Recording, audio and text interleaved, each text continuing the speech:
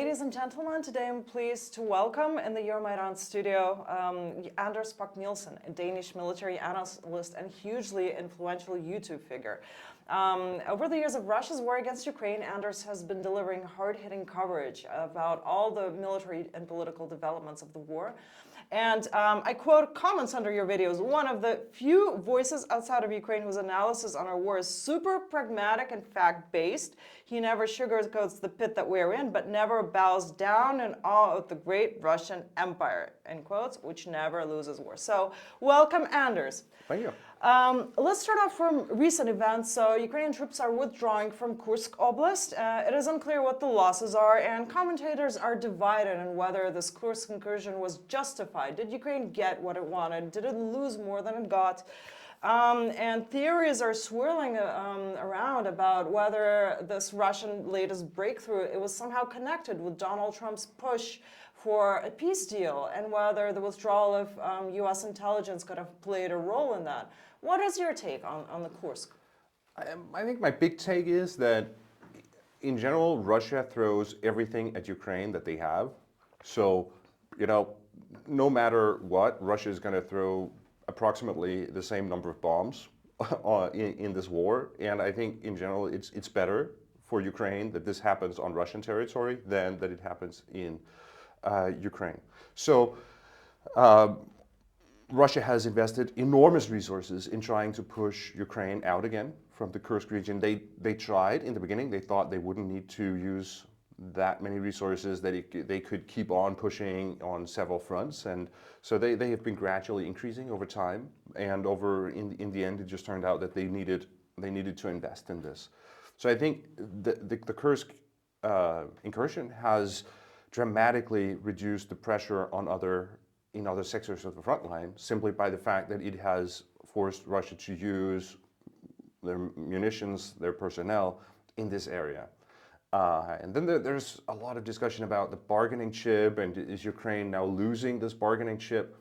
I think the bargaining chip thing was more something about making it difficult for the Russians to suppose a freeze of the front line or something like that when Trump took office. So it wasn't really, I never saw it as something that Ukraine would trade. Okay, you can get this back, we get this. I more saw it as something that would play a role in this game that is right now going on with the Americans and the peace negotiations and all that, where there is a kind of blame game going on, and everyone wants it to be the fault of the others, that there is no ceasefire.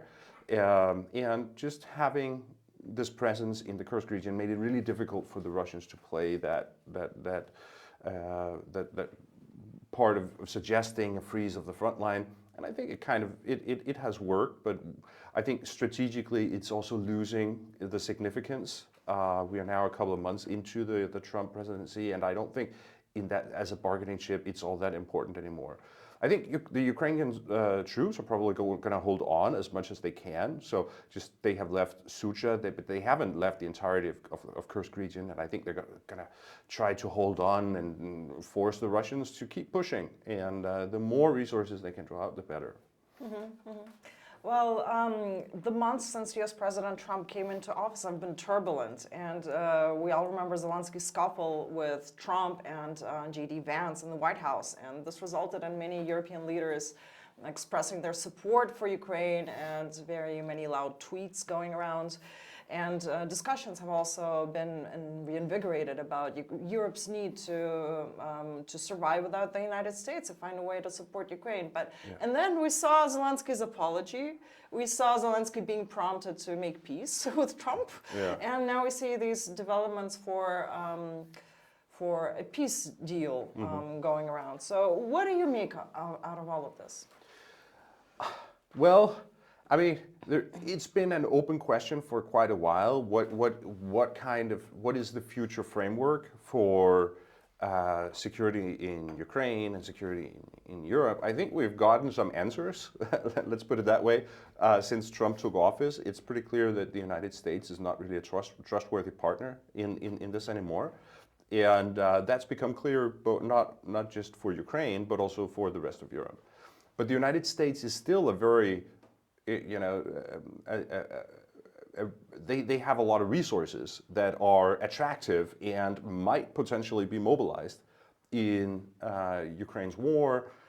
So I think there is a process going on where really the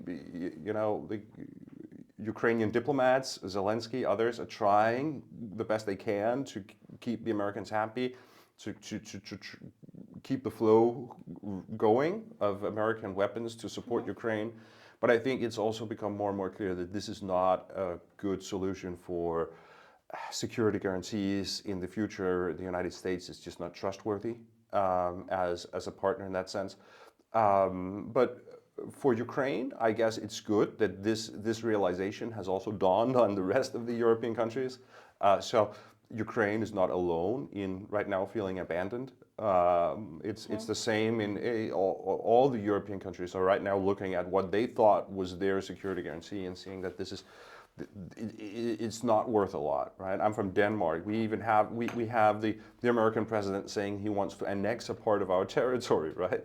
So this is there is no way that we can base our security on that. So I think it's become clear over the last couple of months that the future security order in Europe will have to be something where the European countries, including Ukraine, can hold their own and balance Russia. So you say that the realization is dawning, but we all see that not all of the European countries have matched the 2% NATO spending target. And do you think that it's dawning quickly enough? Are European countries moving quickly enough? I think it's going to be. I think it's important that the European countries don't get caught up in too much of a discussion of that, a blame game where some countries you don't provide enough, and then we also don't want to provide enough. I think it's going to be, different tempi. Right? Some countries will move faster than others. We have countries such as Poland, for example, really taking the lead here. The new German government seems to also be willing to make these steps. The French, Macron says many of the right things and also takes steps to increase French defense spending. So we I think some of the big, most important countries are moving now. And then there will be other countries that have different priorities, and to some extent that is unavoidable, I think. Right? I think if we look at the Mediterranean countries, Italy, Spain, etc., Russia is not as present a concern for them as it is for countries that share borders with Russia.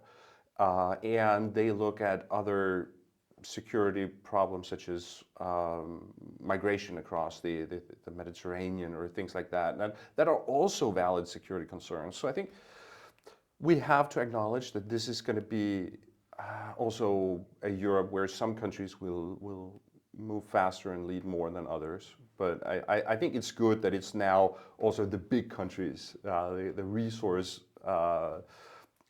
rich countries that are going in this direction. So it's not just the Baltics and the Scandinavians anymore. It's also big Central European countries. So let's return to these ceasefire negotiations that Donald Trump is so willing to pursue.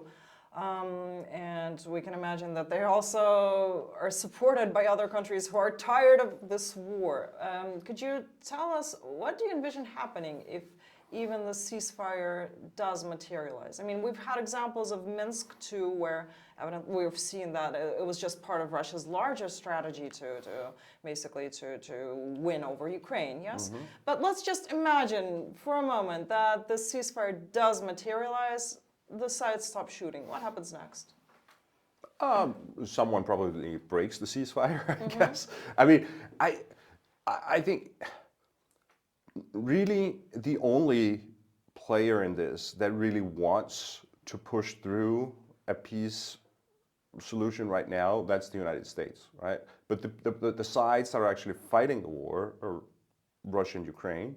And I don't get the sense that either side there really believes that we are close to an end to the fighting. And I, as a military analyst, I just don't see the military sort of conditions met for being optimistic about the war ending anytime soon. The the goals, the sort of the objectives that Ukraine has, that Russia has, they're not compatible in any way. It's the biggest flaw in the American analysis of the situation is that this is a war about defining a border, and if they can just agree on a border, then okay, then we can end the war. But that's not what the war is about. What the war is about, the political control of all of Ukraine, and Russia wants the political control of all of Ukraine. Russia wants to, in one way or another, push Ukraine in a direction where politically it will be ungovernable, and eventually there will be some kind of puppet regime taking power in Kyiv. That is the direction they want to push Ukraine, right? So they will try to get all kinds of conditions that will make that happen. And of course, Ukraine is fighting for sovereignty, for being an independent country, and being free from all Russian influence in the future. And these things are just not compatible, right? And for one of the sides to say that, okay, we give up on this, right? We acknowledge we lost this, we have to, abandon this thing, then that will require that one of the sides is about to lose the war. And I don't see militarily that one side is about to lose the war right now. So from a military point of view, I don't see the conditions really being met for ending the war right now. And there might be a ceasefire, who knows? But I don't think that's going to lead to ending the war. What this is about is right now that both Russia and Ukraine are trying to play the Americans because of the whole question of American support for Ukraine. The Russians want the Americans to be angry at the Ukrainians for not, that the war doesn't end, so that Donald Trump will punish the Ukrainians and cut the aid and stop intelligence sharing and all those things. The Ukrainians, of course, want Donald Trump to be angry at the Russians and see it as the Russian fault. So that's basically, it's a kind of blame game going on right now, but I don't see it as really related to a process about actually ending the fighting, unfortunately. Right. So what are the military conditions that need to be met for wars to end? One of the sides has to be really close to losing. And so, you have to look into that. Okay, if I don't make a deal right now, then within the next couple of months, or this whole thing is going to collapse. And I think that's it's a war of attrition that's going on, but it's a mistake to assume that what's happening at the front line now is a frozen conflict or something like that. That's the impression you can get if you only look at map updates. You see very little moving. So people that are distant from this could get this impression that it's a kind of frozen conflict, that it doesn't, it's become kind of pointless. But it's a war of attrition that's still going on. And at one point, one of the sides will not be able to keep up that pace, and then we will start seeing movement again on the front line. So it's still about keeping the intensity high, causing casualties for the others, and keeping your own production going so that you can keep it going longer than the others. So I think we're basically looking into something where one of the sides will have to buckle under, and I think it will in the end be the Russian economy that can't sustain what's going on. But unfortunately, if the Russians are successful in this blame game and they can persuade Donald Trump that it's actually the Ukrainians that don't want peace, and then Ukraine will have fewer resources, and that will extend the war. It will mean it's going to take a longer time. Okay, so how do you see it playing out in 2025? How close are each of the sides to winning or losing? What are the main factors there? I think,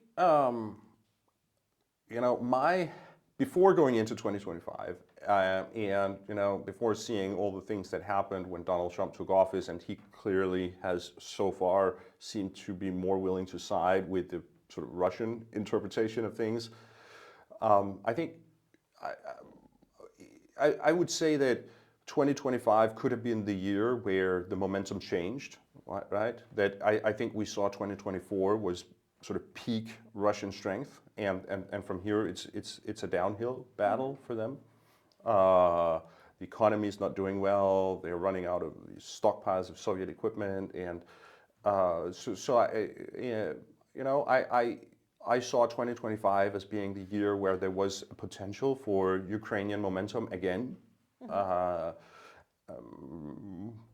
But if Ukraine will have fewer supplies from the United States and not being equipped to really benefit from the declining Russian strength, and we will also see a decline in Ukrainian strength, then I think like that shift in momentum will be delayed. So we might be into 2026, or well, who knows? I mean, maybe even longer. But I think we're going to see Russia really running into problems over the course of this year and 2026 as well. So can we say that that's essentially the Ukrainian victory plan, to outlast Russia in a war of attrition? Yeah, I think that's the basic plan, right? And I'm kind of bullish on Ukraine's chances on this, because I think even though we are seeing sort of wavering, we're seeing sort of from the United States this not indecisiveness, and we're seeing it's not really clear what the Americans want. I think what this has done is really it's made it more clear for the European countries that Ukraine has to win. It's become a matter of national security for the rest of the European countries that are right now looking at that they've lost the security guarantees, more or less, have lost the security guarantees provided by the United States so far, just because the Donald Trump is so unreliable. So it's, I don't really see it as an option for the European countries to not continue providing Ukraine with the help that is necessary to continue this war. But there will be a period where Europe can't just from one day to another replace all the equipment that the United States has been providing. So it's about right now buying time to make that transition. In Ukraine, where we have this, I would say, growing cynical attitude towards Europe's position, because we feel that while Ukraine is fighting Europe's fight and the democratic world's fight, essentially we're not being given the tools that we need to win. And basically Europe, in this war of attrition, it's basically Ukrainian soldiers that are playing with their blood for Europe's indecisiveness, and to provide things like Taurus missiles, to provide permission for long-range strikes on Russian territory. And there's an opinion that Putin's nuclear blackmail, which is behind this indecisiveness, it's his greatest weapon, basically. Yeah. So my question is there an understanding in Europe that we don't have an infinite amount of soldiers, that it's really quite cynical to expect Ukrainians to pay for this collective security with their blood? And that our resources are running out, really. We don't have an infinite amount of resources here. And maybe our resources can end quicker than Russia's, because Russia does have more men. So is there a growing understanding of that? And what can we do with this nuclear blackmail? Do you think that it's really an issue, that this 0.1% of a nuclear strike that Russia might unleash? I think what has happened so far is that most European countries have been happy to sort of leave the leadership with the American administration. So I think we can blame Europe for not standing up more or doing that, but I think it's really been American leadership, the Biden administration, that has set the sort of strategy for how to support Ukraine, and that has been, I think, a cynical strategy of keeping Ukraine in the fight, but also not actually equipping Ukraine to win. And that has been guided by a fear of escalation. You know, what might Putin do if suddenly Ukraine is very strong and he is under a lot of pressure, and can that push him over the border or the sort of the boundary and start something nuclear or what have you, right? So the Biden administration has been very concerned about that. And then I think we've also seen in Europe that the biggest economy in Europe, the German one, has also been, there's been from Scholz a kind of similar analysis. So we've had this sort of tandem of Biden and Scholz really all the time slowing things down and really wanted to be careful and super scared of escalation. I think what's happening now is that it's become clear that American leadership is not an option in this, that Donald Trump he's not reliable, he doesn't actually have a plan, he doesn't actually understand what the conflict is about, and that he doesn't really care about Ukraine or about European security. Like it would be fine for him with a bad peace deal where Russia gets what they want, as long as they stop shooting now. Then that's fine for him, and even if it undermines Europe's security in just the medium term, then he doesn't care. So we are in a different place right now, where we are seeing the Europeans suddenly being forced into taking leadership, and it's still unfolding. We don't really know exactly which, like Macron has done so far. We've seen the European Commission try to take leadership, the British Prime Minister, and it will be really interesting with the new German Chancellor coming in. But I think the basic conditions are different now, because Europe has to do something, and we can't rely on American leadership anymore. Is there an understanding that Ukraine's resources are finite? I think so. It will be interesting to see how far the European countries will go. There was this Sky Shield initiative, for example, these ideas about basically a kind of no-fly zone. Now, more than 3 years into the war, we're talking about, well, maybe floated at the very beginning of the war. Yes, exactly. Yeah? And now suddenly we're at the point where, well, maybe we could do something like that. As I said before, it's absolutely not an option for the European countries that Ukraine loses this war, because we cannot, you know, in the ultimate extent here, we are fighting about where the new Iron Curtain should be. And if we are to balance against Russia, we need Ukraine to be on our side of that new Iron Curtain. So Europe has a self-interest in this, and depending on how things go, I think we might actually see a bigger commitment from European countries than was thought possible. For example, with the Sky Shield, but maybe also in other ways. So you're saying that Europe understands that Ukraine losing the war is not an option, but is Europe willing to fight, for instance, for this? Yeah, I think, I mean, the Sky Shield thing, the no-fly zone basically, that is fighting. I don't think we're going to see Europeans super eager to send soldiers to the Donbass, for example. And to be honest, I'm not sure they would be that great at it. Also, I mean, we just have the kind of warfare that is taking place there. It's the European armies are not prepared for this kind of war with drones, and you know, they would be absolutely hammered if they showed up on the front line. But some types of, you know, for example, the aircraft or in-country training missions, and maybe taking over some guard duty in some places that could relieve some Ukrainian soldiers. I mean, those kinds of things, we might see those steps. Yeah. Okay. You mentioned that the Biden administration, now the Trump administration, it has a very skewed, incorrect view of the war, what the war is about. Could you tell more about that, and why does America get the war so wrong? And I'm sure it's not only about America, because we also see in Europe skeptical voices that are also say that it's just Ukraine give up territory and it will be all over. Yeah. Yeah. Yeah. I mean, and I get so tired of this, of all this talk about the borders and Ukraine should give up some territory and just, finish this thing.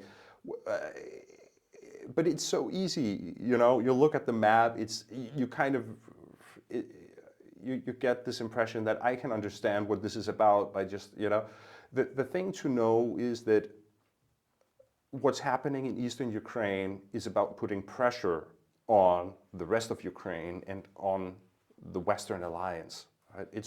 That's what Russia is trying to do there. So the goal is still much more than this. From the Russian perspective, as I said before, it's about the political control over all of Ukraine. It's about making sure that basically Ukraine is turned into some kind of clone of Belarus. Right? That's the end goal of this. If the war ends with them getting the territory they occupy now, and then the rest of Ukraine, it becomes a sovereign, independent, Western-leaning, democratic, economically rich country, then from a Russian point of view, they lost the war, right? So that's the thing that Donald Trump does not see that. He clearly just sees this as a fight about territory, and that's why he basically gets it so wrong, and he keeps on thinking that there is a quick deal to be had here. These sides can compromise on something, but it's really incompatible views, right? You can't have Ukraine being both independent and sovereign, and also not independent and sovereign. So. And that's the, it can be really difficult to explain that, and that this is the dynamic in this, and clearly the Americans don't get it. And why? Why don't they get it? Why is it so difficult to explain? Why is this worldview so pervasive that just give up some land and that's it? I think it's just very simple, you look at it, and if you don't understand really the dynamics, you haven't followed Russian history, you don't know the basic understanding of this sort of, what is it that Putin wants to do, the whole great power thing and reestablish the empire, and you don't have,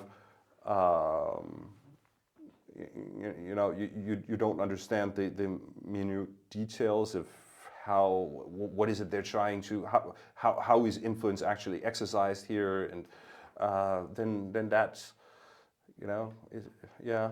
But clearly there are people in the United States who understand this. It's not that nobody in the United States understands this. They just don't seem to be very influential in the current administration.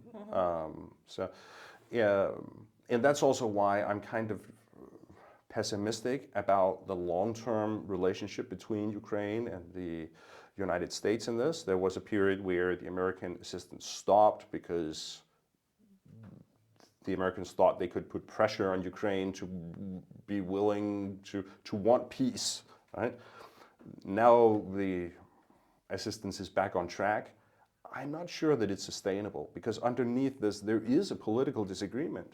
Donald Trump really does not share this vision of a Ukraine that is free and independent from Russian influence. I don't even think he sees the problem. So, yeah, I mean, American support is coming right now, and it's about getting as much as possible while you can, but he might change his mind again tomorrow. Okay. I see this, the word peace brought up very often, and it's going to be heard even more and more, and I have a feeling that many people perceive it as they stop shooting, finally. The shooting is over, it's a peace, right? But as a military analyst, you probably have some remarks about that. What is peace? How is it achieved? And how can peace be really achieved in this situation? Yeah, I mean, it's kind of depressive, because in military theory, we don't actually talk about peace. We talk about different degrees of competition. So, and right now there is a very sort of intense armed kind of competition, right? But So peace doesn't exist? No, actually, not really. No, that's kind of Okay. yeah. So everybody is in a state of war? Just in No, varying no. degrees? I mean, you will have either competition or you will have war. Like that's the extreme extent. Okay. But even if you take some between Denmark and Norway, for example, there would be some level of competition going on. And well, but that's kind of an aside in this. I think. I think what will have to happen ultimately to create some kind of the ultimate dream would, of course, be that Russia would give up on their imperialistic ambitions, right? And how does that happen? It happens when you start losing wars, right? So that would require Russia to get such a massive defeat in this war that they will never again think about invading Ukraine.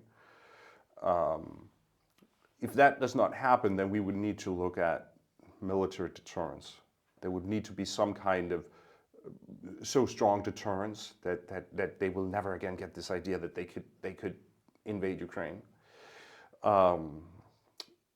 Unfortunately, I think you would usually have different ways you could say that you could have military deterrence, but one of them is that you would have a very strong defense, so that you can say it's going to be really, really costly, very, very difficult to achieve our goals. This is the way I see it, actually what Ukraine's strategy was before the invasion, right? Ukraine had a very strong military, and I think in the Ukrainian government there was the sense that Russia is not going to invade because that would be a disaster for them, and clearly that did not work. Like that type of deterrence did not work. So I think we're going to have to look into something else, which will probably be, and then we're over in the category which would be called deterrence by punishment, which essentially means some kind of nuclear shield. So I think what really needs to happen is that there's got to be a discussion about how we get Ukraine under some kind of nuclear umbrella. And that's why it's really problematic when the Americans say that they don't want to provide that, right? Because then who will? And there is nobody else. well, I don't know. The French have been kind of talking about, well, maybe, but look at their number of missiles. yeah, it's not incomparable. It's not nearly enough. But Ukraine, in that sense, is in the same boat as the rest of Europe. We all look at this and say, where is actually our nuclear umbrella right now? So I think there's got to be this discussion about nuclear weapons in Europe, and it's not only about Ukraine, but Ukraine will have to be a part of that discussion. And yeah, either we would have to expand on the French and British nuclear arsenals, or there will have to be some kind of. Unfortunately, I think that's a consequence of American withdrawal. It basically pulls the rug under the whole non-proliferation regime. Exactly. The whole idea has been that all the democratic countries around the world, they don't need to have nuclear weapons because the United States has. And now suddenly we have all these democratic countries looking at this and say, this is not working for us anymore. Do you think that it's actually possible to have such a nuclear non-proliferation agreement when political regimes are so prone to change in democratic countries? We can't really predict what will happen in 30 years. And no, I think definitely if our nukes are gone, there's Trump, and this whole agreement goes to shambles. I think it's not sustainable that the only countries that have nuclear weapons are the authoritarian dictatorships, right?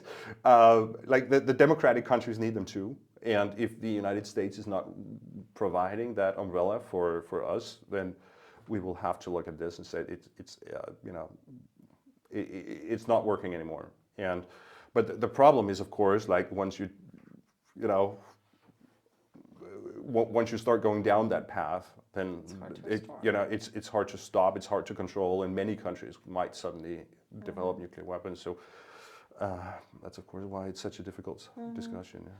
Okay, so let's return to Ukrainian victory. How would that look like in 2025? I mean, I think we are still. It's difficult to say exactly how these things will pan out, but as I said, I don't think the Russian war economy is sustainable in the long run. I think a precondition for some kind of ending to the war is going to be that the trend reverses on the front line. it doesn't necessarily have to go fast, but I think it's going to be important that at some point, when Putin at the end of the month looks at how much did we gain, then he sees a number with a minus in front, right? So I think the trend has to be reversed so that at some point Ukraine gains more than they lose, right? And then that will create a pressure in Russia to find some kind of, when they can't keep on telling themselves that it's more difficult than we thought, but we're still winning. That's the narrative in Russia, right? If this can be reversed and they get the feeling that we're not actually winning right now, and it doesn't look good, like the trend is not in our favor, then that might open something. And the most likely thing is some kind of gradual thing, I guess, but we can never, armies fight really hard until suddenly one day they don't. And it's not impossible that suddenly things can move very quickly. So basically Ukraine gradually starts winning. Yeah, I think on that's the battlefield. I think that's the most likely way to end this. Okay. Yeah. And that will force Russia into acknowledging that it can't win, and then it just withdraws, and Ukraine gets. I don't think they're going to territories. withdraw. I think that will open up the. I mean, this is a difficult discussion about. Because now we get into the border thing, and I keep on saying that's not actually the really, it's a misunderstanding to just talk about it as a border issue. But I think that might push Russia to the place where they might say, okay, what's in the Ukrainian plan for victory, that we accept a period where we stop shooting, but we don't yet have the full control over all the occupied territories. I think. That might push the Russians into something where they could say, okay, we will have to accept that kind of outcome right now, because otherwise things are going to collapse. But wouldn't that mean that Ukraine never regains these territories and they just remain Russian forever? I don't know. What do you think? I mean. I think it will be devastating. Yeah. I think it will be absolutely devastating, and the amount of Russification and the amount of absorption into Russia that will happen, and brainwashing and everything, it will just be irreparable. Yeah. Not to mention the war crimes and the human rights violations.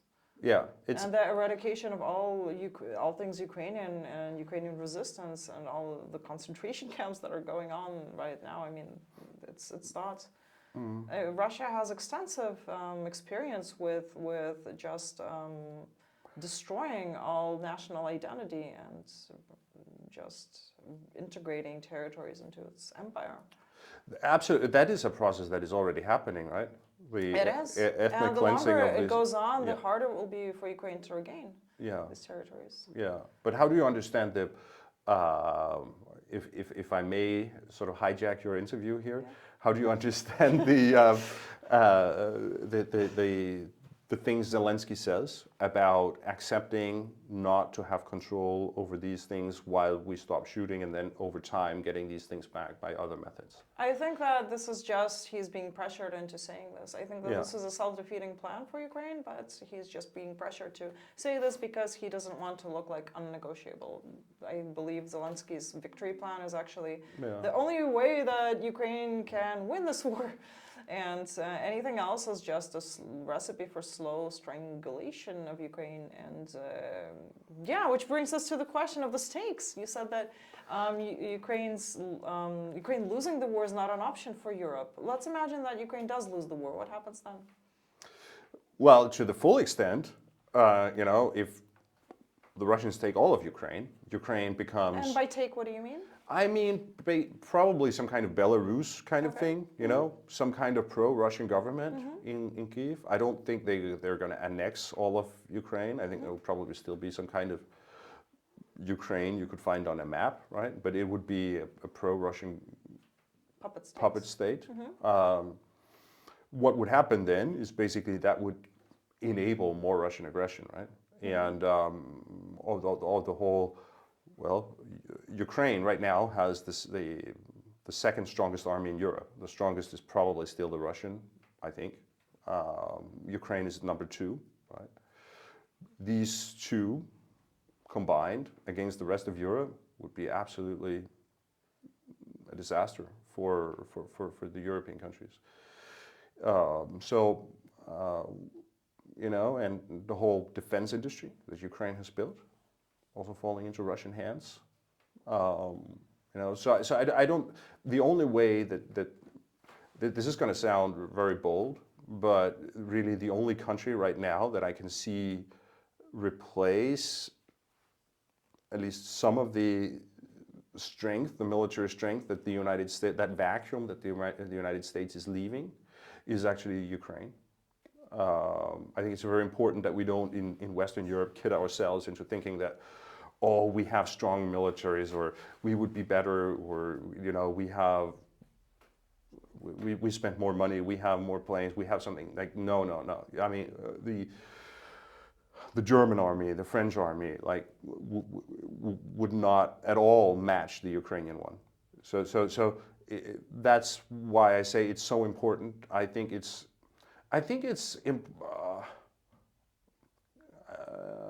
if we look at what are Russia's ambitions in the long run, maybe that was also your question. What's Russia going to do if they have this? You know, where are they going to go to? I think the Russian way of leading this is more that there is this general push or drive towards expansion and restoration of the empire and those things, but it's also a very opportunistic kind of thing. So I don't think that there is a very comprehensive plan about then in 2028 we're going to take this country and then we're going to take that one in 2029. Like, I think it's very much, okay, what kinds of opportunities arise, and then we're going to take those. But I would definitely be, I mean, I'm among those who really warn against Russian aggression against Western Europe also in the coming years. I think there is a high likelihood that Russia is going to try to test the cohesion of the Western Bloc and see if people are really willing to stand together. Like, are the French actually going to be there for Latvia when push comes to shove? Like I think we might see that, and so I'm quite concerned. Yeah. So you're saying that Europe understands the gravity of the situation, the United States doesn't care. But let's imagine what would happen to United States arch enemy China if Russia wins the war, because that is said as one of the main factors why Trump doesn't care about Ukraine, because he wants to deal with China, right? So imagine that an emboldened Russia would take place, and when Russia wins over Ukraine, how would that influence China? And would that actually help the United States battle its arch nemesis? I don't know. I mean, it's a little strange to honestly see what the big strategy is from the United States. I mean, yeah, they talk about China as the threat of the future and that, but I don't see really what they're doing as super beneficial for that, right? Pushing Europe away, right? Is that, then they're going to be isolated against China? Is that better? I don't really see honestly, I don't really see a strategy in this.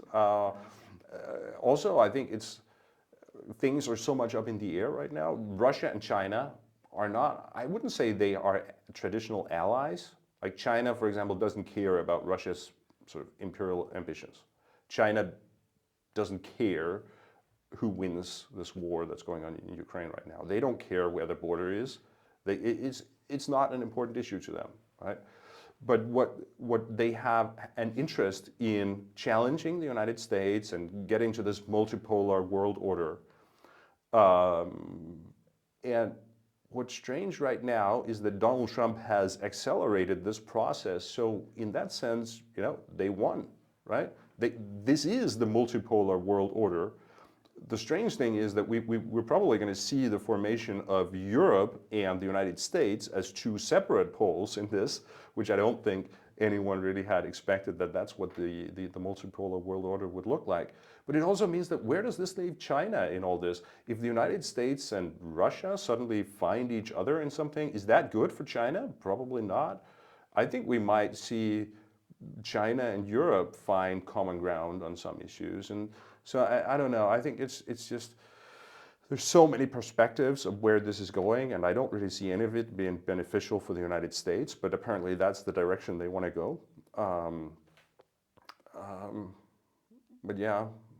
Okay, thanks. So let's finish up with call to action. What should the world be doing to help Ukraine? I think there has to be this transition to primarily talking about Europe as the future framework. So that's from a Ukrainian point of view. You know, absolutely keep on getting whatever you can from the United States, but don't rely on the Americans as a future security guarantee, and get off American technology as much as you can, right? Starlink is great as long as it works, but there has to be redundancy. Same thing for the American weapons. Patriots are great, but you know, get something else as well, because they might change their mind tomorrow. So Europe has to be the framework for this going forward. And that, of course, also means the European countries need to step up, and it needs to be fast. And these investments need to be made really quickly. I think the best way to boost defense production is in the Ukrainian production facilities right now. That's where there is the most potential for increasing output the fastest. So I think we need to see more investments directly in the Ukrainian defense industry. The Danish model. Yeah, basically that you guys have pioneered. Yes, basically the Danish model, yes. But of course also Europe needs to go out and, you know, increase our own production, but also go out into the world markets and see where can we get more. Like there's the Czech initiative about where can we get artillery shells. You know, the mind shift that has to happen is that basically we have to say that the United States is going to go from being a direct sort of supplier of all this, a strong direct ally of Ukraine, to the United States being more a country in the world market that might or might not be willing to provide some help or sell some of their stuff, and then we can use them as a supplier like that. Mm-hmm. Well, thank you very much. This has been a fascinating conversation. Please like and subscribe to Anders' YouTube channel. Find the description. You can find the link in our description. And of course, like and subscribe to our channel. And please leave a comment so the algorithms help other people find this video. And see you later on Euromaidan Press.